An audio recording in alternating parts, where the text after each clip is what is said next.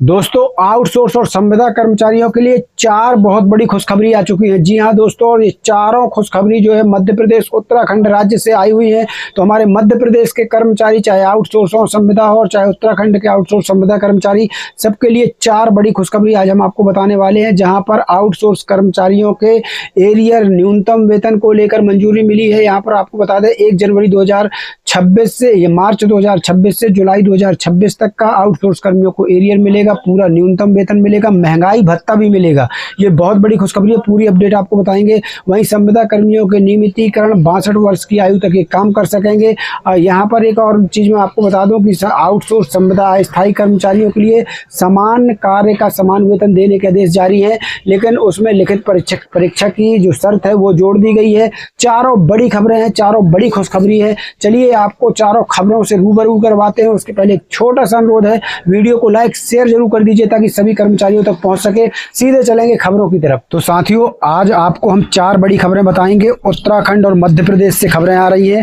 आपको बता दें साथियों, शुरुआत करेंगे उत्तराखंड से, जहां पर पावर कारपोरेशन लिमिटेड यानी यूपीसीएल ने आउटसोर्स एजेंसियों के माध्यम से काम कर रहे कर्मचारियों को, जिसमें आउटसोर्स कर्मचारी हैं, कर्मचारियों को 1 जनवरी 2026 से न्यूनतम वेतन और परिवर्तन महंगाई भत्ता देने का निर्णय लिया है। यानी अब पूरा न्यूनतम वेतन के साथ महंगाई भत्ता, साथ ही मार्च से जुलाई 2026 तक के बकाया एरियर के भुगतान को भी मंजूरी दी गई है। यानी ये बड़ी खबर है कि यहाँ पर आउटसोर्स अस्थायी कर्मचारियों को एरियर भी मिलेगा, जो 5 समान किस्तों में दिया जाएगा। आपको बता दें कि अगस्त से दिसंबर तक का जो वेतन आपका आएगा प्रत्येक माह का, उसमें एरियर की राशि हर माह में आपके वेतन के साथ जुड़कर आएगी साथ में। तो पूरी खबर से आपको अपडेट करेंगे।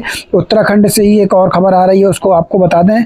यहाँ पर बता दें कि हाई कोर्ट ने नियमितीकरण और न्यूनतम वेतन देने के आदेश दिए थे, जिसमें समान काम के लिए समान वेतन को देनी होगी परीक्षा। यानी यहाँ पर आपको बता दें कि समान काम के लिए समान वेतन का आदेश उत्तराखंड में हो गया है, लेकिन उसके लिए जो है सरकार ने एक शर्त जोड़ दी है कि उसके लिए लिखित परीक्षा देनी होगी।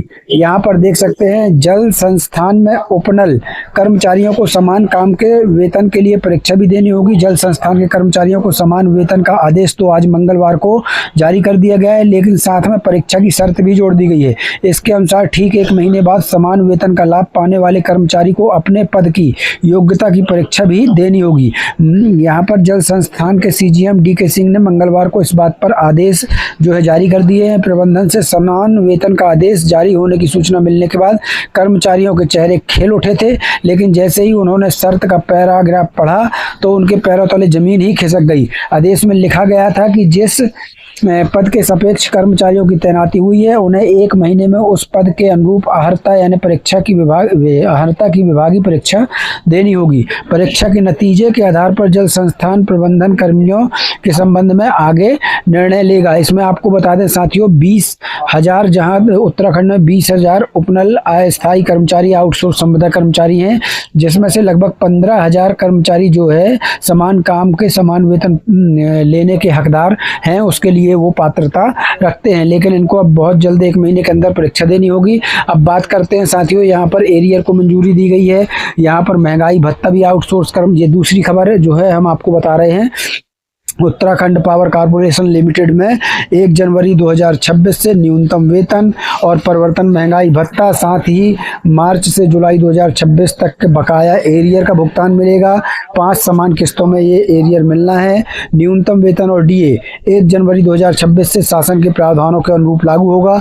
एरियर भुगतान मार्च 2026 से जुलाई 2026 तक के बकाया एरियर को स्वीकृति मिल चुकी है।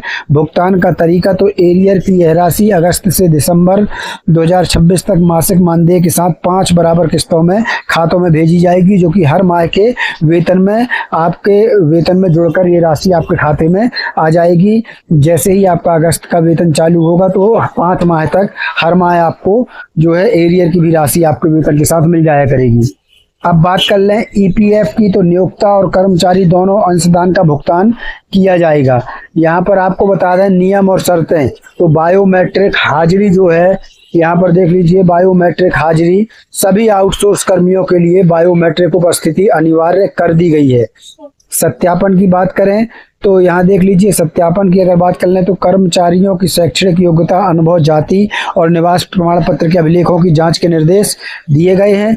सॉफ्टवेयर प्रणाली, वेतन और अन्य सभी भुगतानों की प्रक्रिया SAP प्रणाली के माध्यम से पूरी की जाएगी। यहाँ पर देखिए, इस बड़े अखबार ने इस खबर को जो है पूरा कवर किया हुआ है। यहाँ पर देख सकते हैं, इस अखबार को आप लोग जानते होंगे, विश्वसनीय अखबार है। यहाँ देख लीजिए, यहाँ पर स्पष्ट लिखा है UPCL कर्मचारियों के लिए गुड न्यूज, मिलेगा न्यूनतम वेतन, DA और बकाया एरियर का फायदा। यहाँ पर देखिए आगे क्या लिखा है, Uttarakhand power corporation limited UPCL ने आउटसोर्स एजेंसियों के माध्यम से कार्यरत कर्मचारियों को 1 जनवरी 2026 से शासन के प्रावधानों के अनुरूप न्यूनतम वेतन और परिवर्तन महंगाई भत्ता देने का निर्णय लिया है। इसके साथ ही EPF नियोक्ता व कर्मचारी अंशदान का भुगतान भी किया जाएगा। UPCL ने मार्च से जुलाई 2026 तक के बकाया एरियर के भुगतान की मंजूर कर लिया है। यह राशि अगस्त से दिसंबर 2026 तक के मानदेय के साथ 5 समान किस्तों में कर्मचारियों के खातों में दी जाएगी। निगम का मानना है कि इससे लंबे समय से लंबित भुगतान का लाभ कर्मचारियों को मिल सकेगा। यहाँ देख लीजिए, सभी आउटसोर्स कर्मचारियों के लिए बायोमेट्रिक उपस्थिति अनिवार्य कर दी गई है। वेतन, EPF और अन्य भुगतान की पूरी प्रक्रिया SAP प्रणाली के माध्यम से संचालित होगी। UPCL ने कर्मचारियों की शैक्षणिक योग्यता, अनुभव, जाति और निवास सहित सभी अभिलेखों के सत्यापन के भी निर्देश दिए हैं। तो साथियों, यहाँ पर ये आपको बड़ी खबर बता दी, और यहाँ पर ये खबर भी आ रही है कि अगर किसी ने फर्जी दस्तावेज या गलत जानकारी दी तो ऐसी जानकारी मिलने पर संबंधित कर्मचारी के खिलाफ नियमानुसार कार्रवाई की जाएगी। जिन कर्मचारियों को विभागीय आवास आवंटित हैं, उनसे न्यूनतम वेतन के आधार पर नियमानुसार आवास किराया भी वसूला जाएगा। इससे आउटसोर्स कर्मचारियों को बड़ी राहत जो है मिलेगी। दोस्तों, इसके बाद बात करते हैं मध्य प्रदेश की। तो मध्य प्रदेश में संविदा कर्मचारियों के नियमितीकरण को लेकर एक और बड़ा आदेश जो है जारी हो गया है। यहाँ पर देख सकते हैं, ये 5 अगस्त 2026 को जारी हुआ है। Madhya Pradesh power transmission company limited का आदेश है। यहाँ पर देखिए क्या कुछ लिखा हुआ है। मध्य प्रदेश शासन ऊर्जा विभाग भोपाल द्वारा पत्र क्रमांक दिनांक 24/7/2026 के माध्यम से संविदा आधार पर नियुक्त कार्मिकों की समकक्ष नियमित पदों पर नवीन नियुक्ति योजना को अनुमोदित कर तत्काल प्रभाव से क्रियान्वयन हेतु निर्देश जारी किए गए हैं। अतः Madhya Pradesh transmission company limited Jabalpur अंतर्गत संविदा आधार पर कार्यरत कार्मिकों हेतु मध्य प्रदेश शासन ऊर्जा विभाग भोपाल द्वारा अनुमोदित संविदा आधार पर नियुक्ति कार्मिकों की समकक्ष नियमित पदों पर नवीन नियुक्ति योजना संलग्न परिशिष्ट अनुसार लागू की जाती है। यहाँ पर देख लीजिए, यहाँ पर ये कुल मिला के संविदा कर्मियों का नियमितीकरण जो है यहाँ पर लागू कर दिया गया है Madhya Pradesh power transmission company limited द्वारा 5 अगस्त को। अभी ये ताज़ा आदेश जारी हुआ है। साथियों, इस आदेश के साथ तमाम पूरा नियम, कौन कौन से संविदा कर्मचारी पात्र हैं, पूरा यहाँ पर नियम वगैरह संलग्न कर दिए गए हैं। यहाँ पर देखिए, शपथ पत्र भी एक कर्मचारियों को कार्यालय में भरकर जमा करना होगा। साथियों, इस अनुभव प्रमाण पत्र को आप चाहें तो हमारे टेलीग्राम चैनल से डाउनलोड कर सकते हैं। लिंक वीडियो के डिस्क्रिप्शन में है। यहाँ पर आगे पूरे नियम कानून यहाँ पर इस आदेश के साथ दिए गए हैं। मध्य प्रदेश के संविदा कर्मचारियों के लिए सबसे बड़ी खुशखबरी है। तो आपको बता देते हैं सरल भाषा में कौन कर्मचारी इसके लिए पात्र होंगे, कितने बोनस अंक मिलेंगे और क्या कुछ पूरा मामला है। तो पूरा सब कुछ आपको मैं बता दूं। अगर तो ये ऊर्जा विभाग ने एक विशेष योजना लागू की है जिसके तहत लंबे समय से काम कर रहे संविदा कर्मचारी नियमित पदों के लिए आवेदन कर सकते हैं। अब ये मध्य प्रदेश में कौन संविदा कर्मचारी पात्र होंगे, तो संबंधित कंपनियों में कम से कम 2 वर्ष की संविदा सेवा पूरी होनी चाहिए। यह योजना किन कंपनियों के कर्मचारियों के लिए लागू होगी, तो आपको बता दें मध्य प्रदेश पूर्व क्षेत्र, पश्चिम क्षेत्र, मध्य क्षेत्र और Madhya Pradesh power transmission company, Madhya Pradesh power management company, इन सभी कंपनियों के कर्मचारी इसका लाभ ले पाएंगे। 2 वर्ष की सेवा कैसी गिनी जाएगी, तो यदि संविदा अवधि के बीच कुछ अंतराल हो गया है तो उसे सेवा में व्यवधान नहीं माना जाएगा, लेकिन उस अंतराल की अवधि को अनुभव में नहीं जोड़ा जाएगा। चयन कैसे होगा, एक ऑनलाइन परीक्षा होगी। नियमित पदों पर भर्ती के लिए संविदा कर्मचारियों की ऑनलाइन परीक्षा आयोजित की जाएगी। बोनस अंक मिलना है तो किस प्रकार से मिलना है, पहले 2 वर्ष के लिए 10 अंक मिलेंगे, फिर 2 वर्ष से अधिक प्रत्येक पूर्ण वर्ष पर 2 अंक मिलेंगे। अधिकतम बोनस के 30 अंक ही मिलेंगे, इससे आगे नहीं मिलेंगे। मेरिट सूची बनेगी, परीक्षा अंक प्लस बोनस अंक जोड़कर मेरिट सूची जो है वो बनाई जाएगी। कट ऑफ कितनी होगी, तो अनारक्षित वर्ग 50 अंक और आरक्षित वर्ग जो है 40 अंक जो है मिलना चाहिए। आयु सीमा में छूट, संविदा कर्मचारियों को आवेदन के लिए ऊपरी आयु सीमा में छूट मिलेगी। चयन होने पर क्या होगा, वर्तमान संविदा पद से इस्तीफा देना होगा, संविदा सेवा समाप्त मानी जाएगी। भविष्य में संविदा सेवा के आधार पर वरिष्ठता या अन्य लाभ का दावा आप नहीं कर सकेंगे, वैसे भी किसे चाहिए जब आप सरकारी हो जाएंगे। तो वेतन का क्या होगा, तो वर्तमान संविदा वेतन को सुरक्षित नहीं किया जाएगा, अर्थात नियमित पद मिलने पर वेतन उस नियमित पद यानी सरकारी पद के नियमों के अनुसार मिलने लगेगा। सीधी सी बात है कि आपका वेतन जबरदस्त तरीके से बढ़ जाएगा। लेकिन यहाँ पर देख लीजिए, नियमित कर्मचारियों की तरह उच्च वेतनमान मिलेगा, पदोन्नति मिलेगी, कैरियर उन्नयन होगा, अन्य सेवा लाभ आपको मिलेंगे। यदि किसी कर्मचारी पर जांच चल रही है तो उस जांच को जो है, उस विभागीय जांच या अनुशासनात्मक कार्रवाई जो चल रही है उसका मामला पहले ही निपटा लिया जाएगा। यदि पद उपलब्ध नहीं है, तो यदि पद उपलब्ध खाली नहीं है या कर्मचारी चयनित नहीं होता है तो वह पहले की तरह संविदा पर काम करता रहेगा, यानी आपकी नौकरी नहीं जाने वाली। यह योजना कितनी बार लागू होगी, तो ये अभी वन टाइम के लिए है, एक बार ये योजना लागू हुई है। सबसे बड़ी बात है, 2 वर्ष पुराने संविदा कर्मचारी पात्र होंगे, नियमित पदों के लिए ऑनलाइन परीक्षा होगी, अनुभव के बोनस अंक मिलेंगे, आयु सीमा में छूट मिलेगी, चयन होने पर संविदा नौकरी छोड़नी होगी, नियमित कर्मचारी के सभी लाभ आपको मिलेंगे, यानी सरकारी कर्मचारी के बराबर सभी लाभ मिलेंगे। यह केवल एक बार की विशेष योजना जो है शुरू की गई है। तो साथियों, यह इस प्रकार से मध्य प्रदेश के संविदा कर्मचारियों के लिए बड़ी खुशखबरी है।